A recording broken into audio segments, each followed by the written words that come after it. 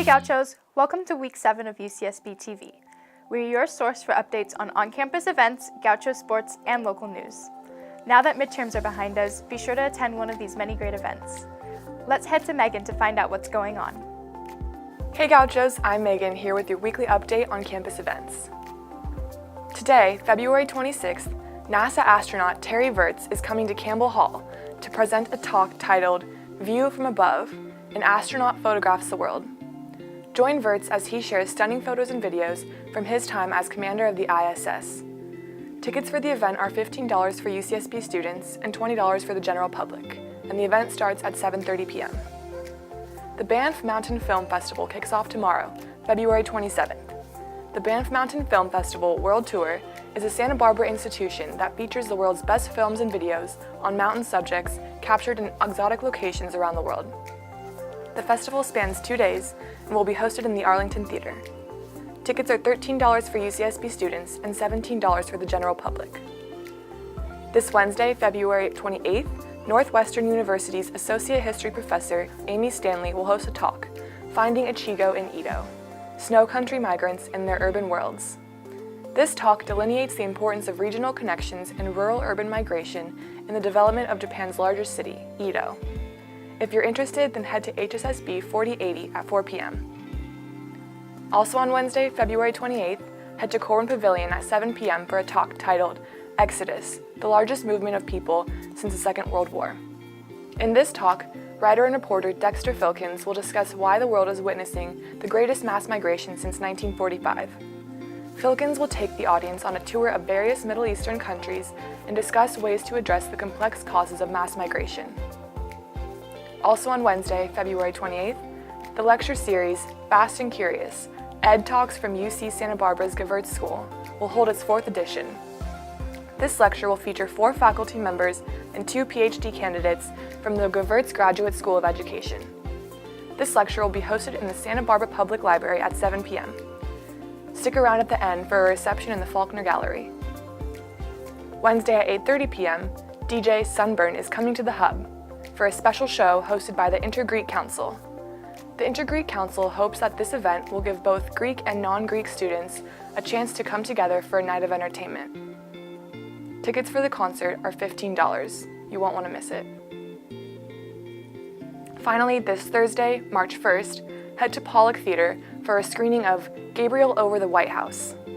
Journalist Jeff Greenfield will join moderator Patrice Petro for a post-screening discussion.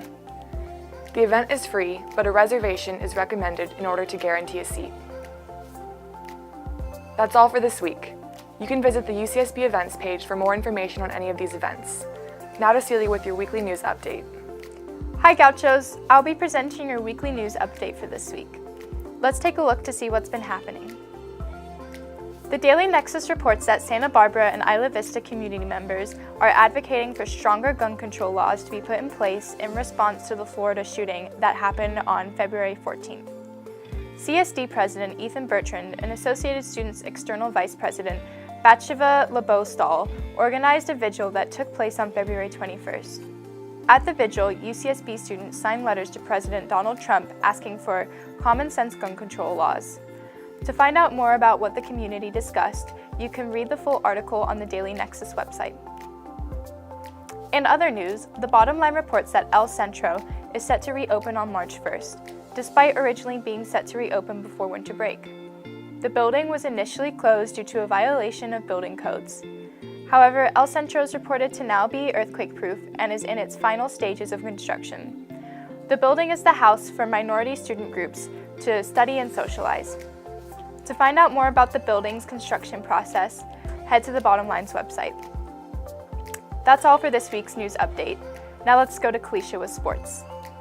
Hey Gauchos, it's Kalisha with your weekly sports update. The softball team had a tough time at the Mary Netter Collegiate Classic on February 19th. They lost their first game against Utah 0-9 and their second game against Loyola Marymount 2-5.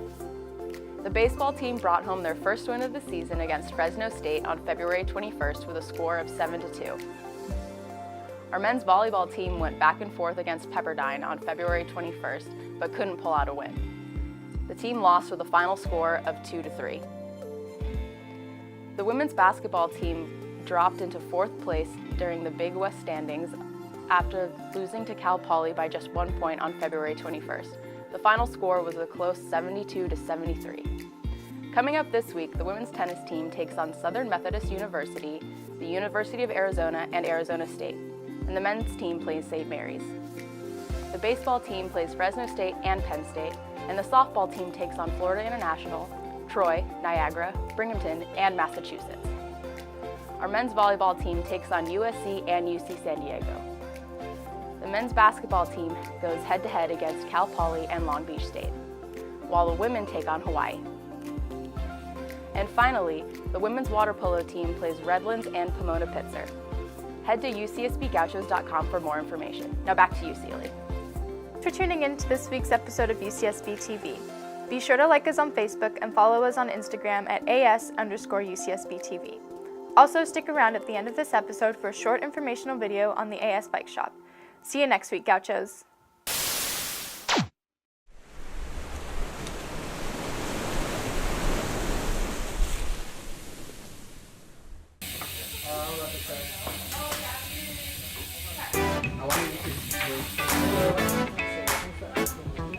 The Bike Shop is a Associated Students business entity that is here to help facilitate UCSB, Isla Vista, and larger Goleta's community's bicycle needs. We primarily focus on just doing bicycle repairs and reusing, which is already being used. The Bike Shop is funded by an Associated Students lock-in fee, and that lock-in fee is reaffirmed once every 2 years.